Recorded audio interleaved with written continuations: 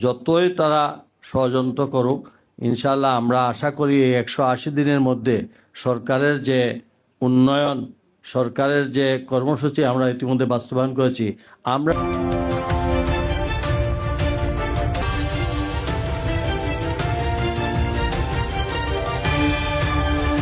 রাজনৈতিক প্রতিপক্ষের কাজের মাধ্যমে পরাহত করতে হবে। আরিফুল হক চৌধুরী। রাজনৈতিক প্রতিপক্ষকে পাল্টাপাল্টি বক্তব্য, সংঘাত কিংবা ব্যক্তিগত আক্রমণের মাধ্যমে নয়, বরং জনগণের জন্য কাজ করে এবং উন্নয়নের মাধ্যমে পরাহত করতে হবে বলে মন্তব্য করেছেন মন্ত্রী আরিফুল হক চৌধুরী। তিনি বলেন, রাজনীতিতে মতপার্থক্য ও প্রতিদ্বন্দ্বিতা থাকতেই পারে, তবে রাজনৈতিক প্রতিপক্ষকে মোকাবেলার সবচেয়ে কার্যকর পথ হল জনগণের পাশে দাঁড়ানো এবং মানুষের কল্যাণে দৃশ্যমান কাজ করা। জনগণই শেষ পর্যন্ত রাজনৈতিক কর্মকাণ্ডের মূল্যায়ন করবে। মন্ত্রী বলেন, নেতাকর্মীদের মানুষের সঙ্গে আরো বেশি সম্পৃক্ত হতে হবে। এলাকার সাধারণ মানুষের সমস্যা, দুর্ভোগ ও প্রত্যাশা জানতে হবে এবং সেগুলো সমাধানের কার্যকর উদ্যোগ নিতে হবে। তিনি আরো বলেন, রাজনীতিতে প্রতিহিংসা বা বিভাজনের পরিবর্তিতে উন্নয়ন ও জনকল্যাণকে গুরুত্ব দেওয়া প্রয়োজন। জনগণের আস্থা অর্জন করতে হলে প্রতিশ্রুতির পাশাপাশি বাস্তবে কাজ করে তার প্রমাণ দিতে হবে। আরিফুল হক চৌধুরী নেতাকর্মীদের উদ্দেশ্য করে বলেন, রাজনৈতিক প্রতিপক্ষের সমালোচনায় সময় ব্যয় না করে নিজেদের কর্মকাণ্ডের মাধ্যমে জনগণের কাছে গ্রহণযোগ্যতা তৈরি করতে হবে।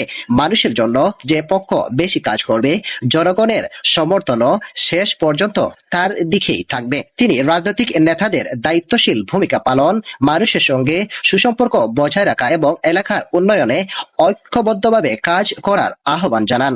যে আমাদের প্রতিপক্ষ যারা আছে, তারা আমাদের কাজের মাধ্যমে তাদেরকে, আমাদের নির্বাচনী ইশতেহার বাস্তবায়নের মাধ্যমে তাদেরকে পরাহত করব। যতই তারা ষড়যন্ত্র করুক, ইনশাল্লাহ আমরা আশা করি এই 180 দিনের মধ্যে সরকারের যে উন্নয়ন, সরকারের যে কর্মসূচি আমরা ইতিমধ্যে বাস্তবায়ন করেছি, আমরা কিন্তু সেদিকে এখনো আমরা প্রচারে অনেক পিছিয়ে আছি। আমাদের অনেক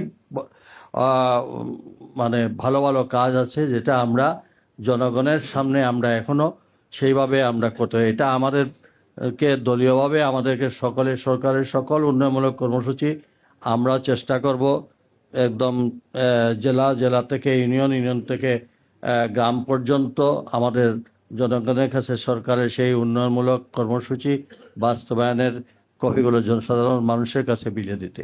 নির্বাচনী ইশতেহার অনুযায়ী মাননীয় প্রধানমন্ত্রী জনাব তারেক রহমানের নেতৃত্বে আমরা মানুষের প্রত্যাশা অনুযায়ী কাজ করতে পারি। আমি আমাদের বিএনপির সকল পর্যায়ের নেতাকর্মীদের বলবো, আমরা অনেক কষ্ট করে কিন্তু এই সরকার গঠন করেছি। আমাদের এখন অনেক দায়িত্ব এসেছে। আমরা যারা সরকারি দল করি, আমাদের প্রতিটা মুহূর্তে আমাদেরকে মানুষের কাছে যে ওয়াদা করেছি, সেই প্রত্যাশা কীভাবে পূরণ হবে সেদিকে আমরা আমাদের নির্বাচিত প্রতিনিধিদের সমন্বয়ে আমরা একযোগে কাজ করব। আমরা এই এলাকার মানুষের যে দাবি, সে দাবিগুলো কিভাবে আমরা পূরণ করতে পারি।